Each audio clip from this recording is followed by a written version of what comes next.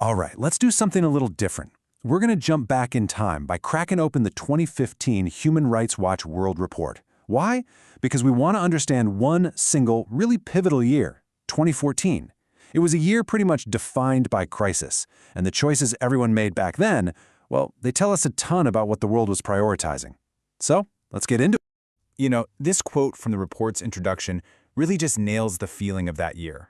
The sense in 2014 wasn't just, oh, another tough year. It was a genuine feeling that the world was taking a huge step backward.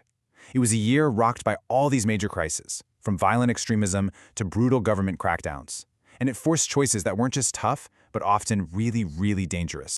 And that right there is the big question we're tackling. When the world is staring down chaos and major threats, what actually happens to the fundamental rights we all just assume are going to be there? What gets traded away in the name of keeping things safe and orderly? Okay, so that leads us to our first big idea, this incredibly dangerous trade-off. In 2014, you saw government after government making the case that, hey, to keep you safe, we have to limit some rights. But here's the thing. As we're about to see, that deal, it often backfired, big time. And in some cases, it created even bigger dangers. And wow, this slide just lays out the brutal logic of a cycle that just feeds itself. On one side, you've got the horrific rise of groups like ISIS committing these unspeakable atrocities. But then look at the other side. The response from governments in Iraq and Syria was often just as devastating for everyday people. Instead of surgical strikes, they chose these indiscriminate weapons, like barrel bombs, in crowded neighborhoods. This didn't just kill more civilians, it poured gasoline on the very same grievances that extremists love to exploit. You see the trap? The solution becomes fuel for the fire. And you know, this cycle of violence wasn't just happening on the battlefield. The so-called war on terror became the excuse for a whole other war happening in the digital world, a massive expansion of government spying. And the key thing to get here is that this wasn't just about tracking terrorists anymore. It quickly became about monitoring everyone, journalists, activists, just regular people, which you can imagine created this climate where everyone was looking over their shoulder. And if you want to know how far they were willing to go, just look at this. We're talking about agencies like the NSA here in the US and GCHQ in the UK. They weren't just passively listening in, they were actively trying to sabotage the very tools we all use to stay secure online. I mean, stop and think about that for a second. They were trying to weaken encryption, and they even hid security flaws in software so they could use them later.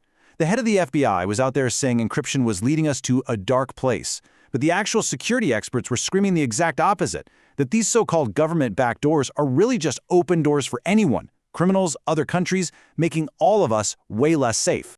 So this whole security-first mindset, it wasn't just aimed at threats from the outside. As we're about to see, in 2014, it also fueled this global war on dissent. All around the world, governments started cracking down on any voice that dared to challenge them. We're talking journalists, activists, and political opponents. So how do you shut a critic up? Well, one way is to just try and bankrupt them. Look at this number. In Angola, some army generals slapped an investigative journalist named Rafael Marquez with a libel suit demanding $1.2 million. I mean, come on, that's not a lawsuit, that's a financial weapon. It sends a chilling message to any other reporter who thinks about digging too deep. And it wasn't just about targeting individuals either.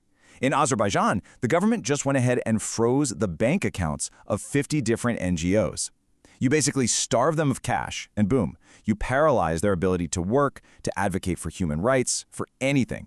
It's a terrifyingly effective way to just shut down civil society. And then, of course, you have the most direct method. Just lock them up.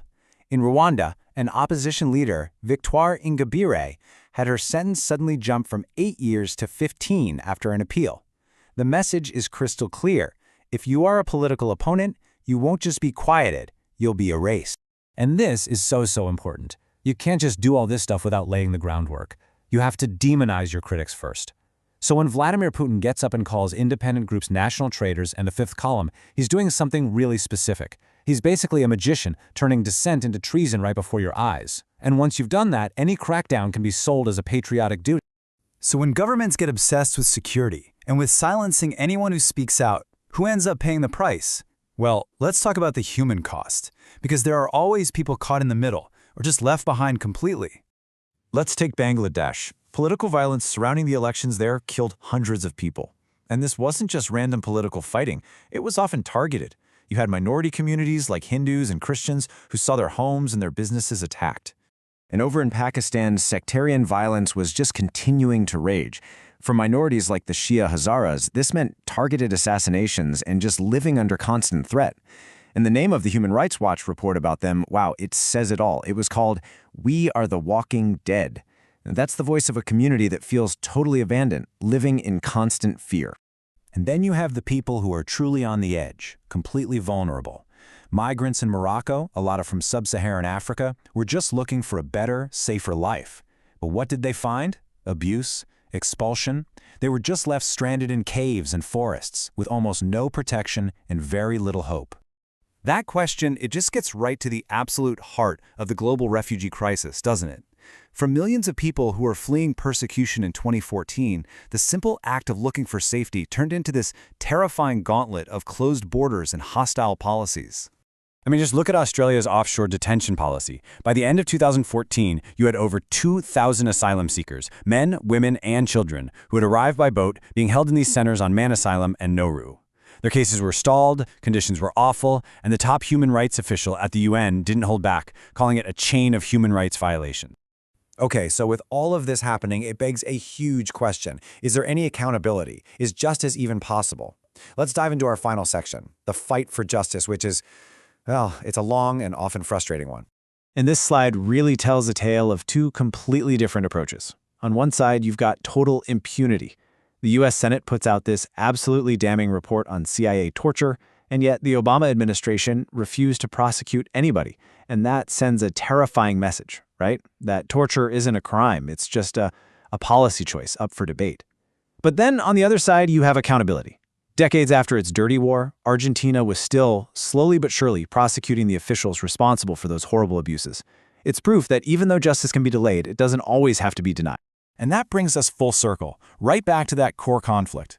2014 was a really harsh lesson in just how easily that line between our security and our rights can get blurred, or even erased completely. It's a powerful reminder that the desperate search for safety can lead us to give up the very freedoms that make life worth living in the first place.